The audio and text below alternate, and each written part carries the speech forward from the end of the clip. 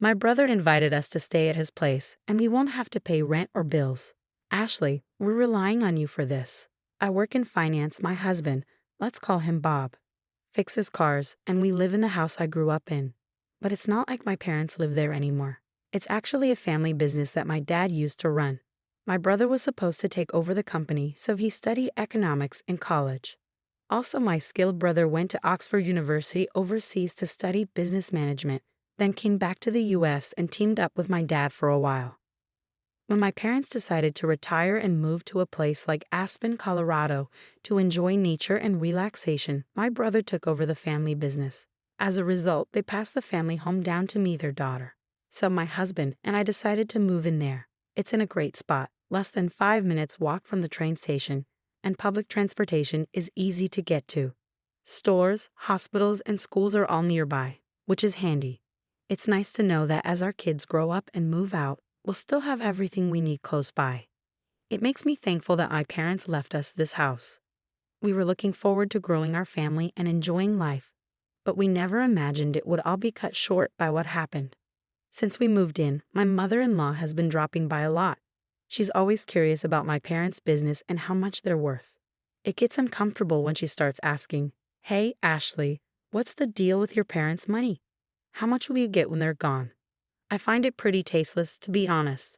I don't want to be rude, so I just say, I'm not sure. I haven't really thought about it. I already have the house, so maybe there won't be much else. Even though I tried to brush it off with a laugh, she keeps pushing, saying, "Come on, they're getting up there in age. You never know what might happen." She was really fixated on talking about my parents' money. It felt like she was banking on their wealth. Even though I knew what I was set to inherit, I kept quiet. I didn't want to spill the beans to my mother-in-law or my husband, who's pretty close to her. But then, out of nowhere, something unbelievable happened. One holiday morning, around 8 a.m., the doorbell rang, and when I answered it, there were movers standing there. My mother-in-law and my brother-in-law's family had moved in without warning. I was completely caught off guard when the movers showed up. My mother-in-law and brother-in-law's family just waltzed in with big smiles, announcing they were moving in. Their enthusiasm sent shivers down my spine. When I turned to my husband for an explanation, he shrugged it off, saying, "What's the big deal if Mom and the others crash here? We've got plenty of space." He acted like it was no big deal to have them move in. I was already shocked enough by the sudden living arrangement, but then my sister-in-law dropped a bombshell. "Our brother invited us, Ashley. He said we don't have to pay rent or bills, so we're relying on you." Meanwhile, my brother-in-law started claiming rooms without asking, saying, "This room looks nice. Let's have it, Bob. Move everything out into the hallway." It all made my head spin. I couldn't believe it. They were treating my house like their own, claiming rooms left and right. My mother-in-law and sister-in-law's family had been overstepping boundaries for a while now, especially my sister-in-law, who even went through my bag without asking once. If this keeps up, they'll try to take over my room too. I've had enough. This is my house, and they're acting like they own it. I've reached my limit. I want everyone out. I'm not usually one to lose my temper or yell, but seeing these people move into the house my parents left me without asking and acting like they owned it pushed me over the edge. That's why I ended up shouting at all three of them. But then something I didn't expect occurred. "How dare you speak to us like that? You're the one who needs to leave." As soon as those words were out, I felt a sharp pain in my cheek. Did I just get slapped? It took a few moments for it to sink in. I was stunned. I couldn't believe what had just happened, and all I felt was the throbbing pain in my cheek. In that instant, something inside me snapped. I couldn't bear living with people capable of such disrespect. This house belongs to me, and I won't tolerate them treating it like their own personal space. I packed my things, planning to leave and inform my family about the situation. I needed to find a place far from here, so I rented a monthly apartment even though it meant a longer commute to work. When I broke the news to my parents over the phone, I could sense their anger, especially from my dad. He's always been supportive and caring, both as a CEO and as a father. I didn't want to drag my parents, who were about to retire, into this mess, but I had no choice. My inherited home was being taken away from me, and I had to do something about it. While I was staying in the monthly apartment, I was certain that my husband and his family were making themselves at home in my house. So I decided to take action based on suggestions from my brother and father. A few days later, during my break, I checked my phone to find numerous missed calls and messages from my husband. I knew exactly why he was reaching out. I had arranged for the water and electricity to be cut off. Since our house relies solely on electricity and we haven't installed solar panels yet, it must be quite challenging without power, especially in the heat. My husband's calls were probably about dealing with the situation. Just as I was about to ignore it, he called again, perfectly timing his call with my break. Hey, what's happening? There's no electricity and the water's not running. Did you turn off the electricity and water? I could sense the panic in my husband's voice over the phone. Since the house is mine and I'm not living there anymore, it only makes sense to cut off the utilities, right? That's why I had it done. I can't bear the thought of paying bills for a house I'm not even living in. So of course I had them shut off. But my husband was livid, demanding that I reinstate the contracts immediately. Just because he wants it doesn't mean I'll agree. If they want utilities, they should handle it with their own finances. Yet they always say, it's your house, so you should pay. But their actions contradict their words. Regardless, I have no plans to renew the contracts or foot the bill. If they're unhappy about it, they should leave the house. With that, I ended the call because my break was over. Later on, my mother-in-law, sister-in-law, and brother-in-law each called me separately. They were all complaining about the lack of electricity and water. They griped about how hot and uncomfortable their rooms were and how inconvenient it was without running water. But those were their problems, not mine. After hearing them out, I firmly told them to sort it out themselves and ended the calls. I thought they were just being greedy and assumed they'd give up and leave soon. However, even after a week passed, they showed no signs of leaving. So I decided to take further action. I sought advice from my father's company lawyer and asked him to send a notice to my husband. The notice was about trespassing. They had unlawfully entered my property without permission, forced me out, and were now occupying it as if it were theirs. I warned them, all four of them, that I was considering legal action. Why did I receive a lawyer's letter? Did it have to come to this? My husband, clearly taken aback and unprepared for my strong response, approached me seeking a compromise. I knew they cared deeply about their reputation, and the thought of being sued would be a severe blow to them. They wanted to avoid legal trouble, but they also didn't want to give up their current lifestyle. So they were likely trying to persuade me to let them stay. I could see through my husband's intentions perfectly.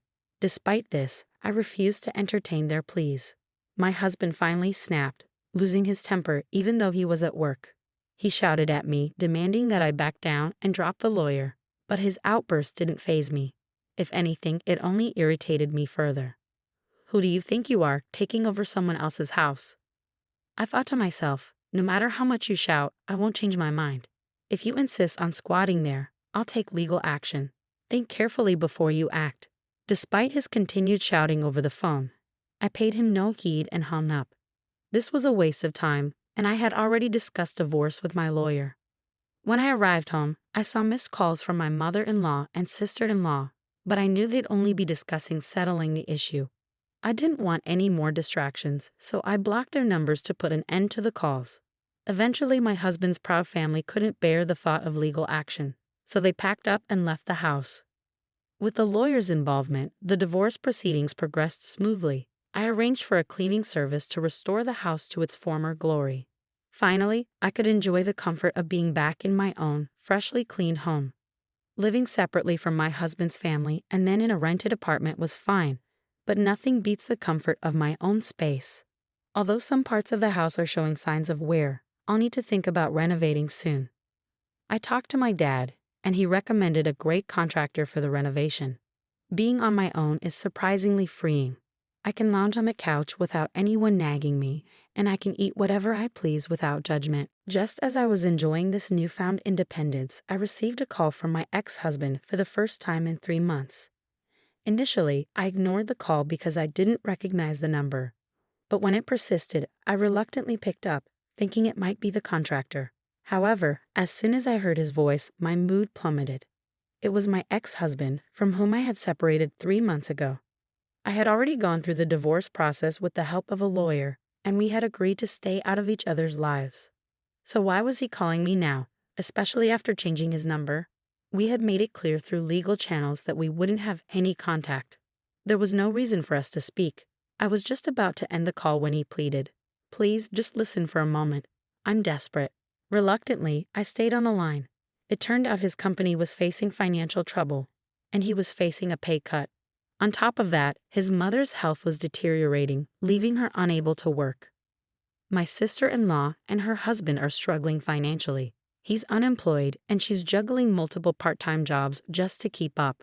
Unfortunately, most of her earnings are going towards paying off his debts. Meanwhile, my ex-husband is facing a pay cut, making it even harder for him to make ends meet. As they poured out their troubles to me, all I could muster was a detached, "Okay, I see."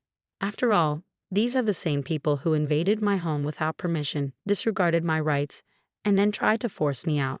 It's hard to summon any sympathy for them. Their problems are their own to deal with. There's nothing I can do to help. My ex-husband's desperation only escalated. Please don't turn your back on us. We're on the brink here. We won't even have a roof over our heads or food on the table tomorrow. Remember, we used to be a family. Can't you help us? His voice trembled with near tears, but I remained unmoved. When I faced difficulties, he offered no support and even joined my mother-in-law in belittling me. Just like her, my sister-in-law and brother-in-law looked down on me, mocking my appearance and traditional values. They shunned me for being too old-fashioned. Their insults cut deep, yet they showed no remorse. As for my mother-in-law, she exacerbated the situation by pressuring me to conceive, subjecting me to strange remedies, scheduling unnecessary doctor's visits, and spreading rumors of my infertility. Looking back, my marriage held no redeeming qualities. My ex-husband, who used to be so caring before our marriage, transformed into a puppet controlled by my mother-in-law after we tied the knot. On the day my mother-in-law barged into our home, I happened to be out for an appointment.